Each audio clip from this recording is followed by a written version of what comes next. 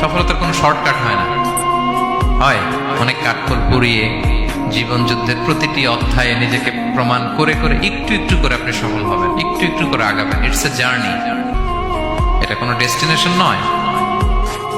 এবং সফল হওয়ার পথ পরিক্রমায় কোনো লিফট নেই, সিঁড়ি বেয়ে উপরে উঠতে হয়। কি বেয়ে?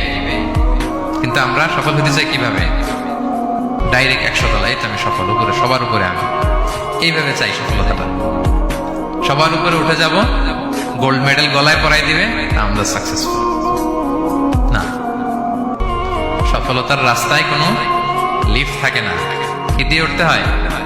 সিঁড়ি বেয়ে ঘাম জড়িয়ে উঠতে হয়। দেখেন, শুধু আলোর মুখ দেখার জন্য মায়ের পেটে আমাদের কত সময় লাগছে বলেন তো? জাস্ট একটু লাইট, হ্যাঁ, 9 মাস 10 মাস সময় লাগছে শুধু একটু আলো দেখবো আমরা। একটু আলোর মুখ দেখার জন্য আমার লাগছে 9 মাস।